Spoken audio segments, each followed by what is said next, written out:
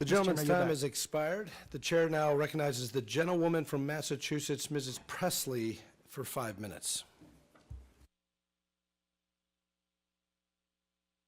Thank you so much, Mr. Chair.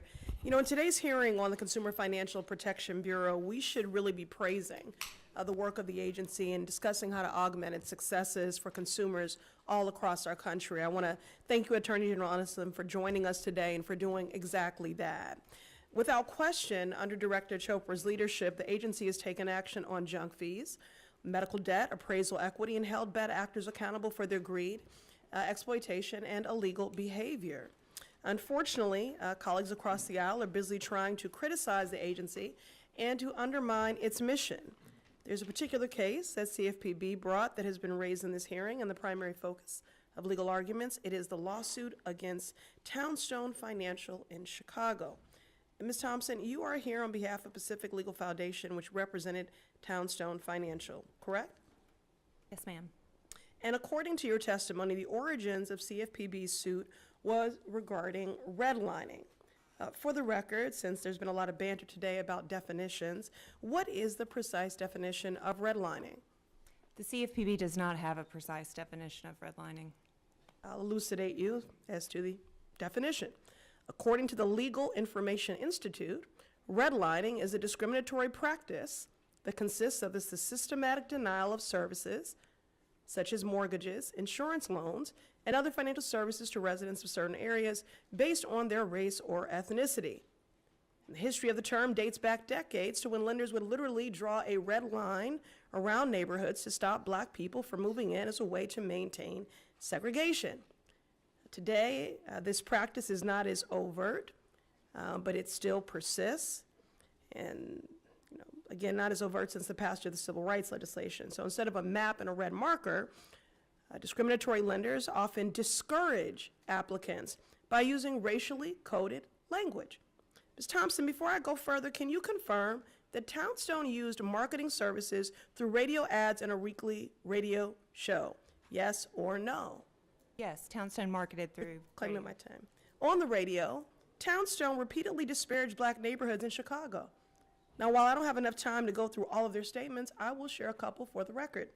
The mortgage company described the south side of Chicago between Friday and Monday as, quote, hoodlum weekend. On another occasion, Townstone described a grocery store in a black neighborhood as a jungle. I can't even call these dog whistles because they are as blaring as a bullhorn. These racist messages were loud and clear for everyone to hear, and it bore out in the data. And the city is racially diverse as Chicago, where 30% of the population is black. Only 1.4% of Townstone loan applicants were black, and less than 1% of applications were for properties in black neighborhoods. This is modern day redlining, plain and simple, and that is why the CFPB brought the lawsuit against Townstone. Now today I have the honor of representing Massachusetts in the House of Representatives, but I was raised in Chicago. I know the city well, and I, for one, am glad the agency took action against discriminatory lending practices. We need more, not less, of the CFPB. On a final note, I want to address the suggestion the agency is rooted in political bias. Ms. Thompson, who was the president in 2019 when CFPB brought that lawsuit against Townstone? That was President Trump. And if you don't know who the deputy director of the CFPB was when the lawsuit was filed, I'll give you a hint. It's the Republican witness sitting 2 seats down from you, Mr. Brian Johnson. May I correct the record, Congresswoman? I departed the Bureau in March 6th of 2020. Claiming my time. Again, Donald J. Trump was the president, and there's no political bias happening here. The agency is doing what they're supposed to do, which is to center consumers from across this country. Attorney General Keith Ellison, in these final moments, I want to give you a chance to add or correct anything for the record that has been previously stated. I'll make a few notes. First of all, I want to thank you for laying out the record on Townstone. That was brilliant and important for the record.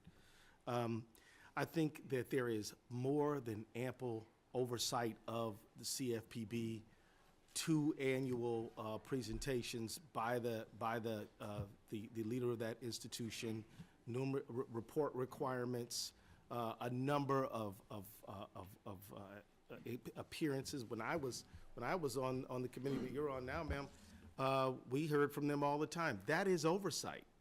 And this idea that they're unaccountable, it makes no sense. We're having accountability right this second. The time of the gentleladies has expired. The gentleman from South Carolina, Mr. Norman, is now recognized for 5 minutes. Chairman, Ms. Thompson, you want to respond to that? I yield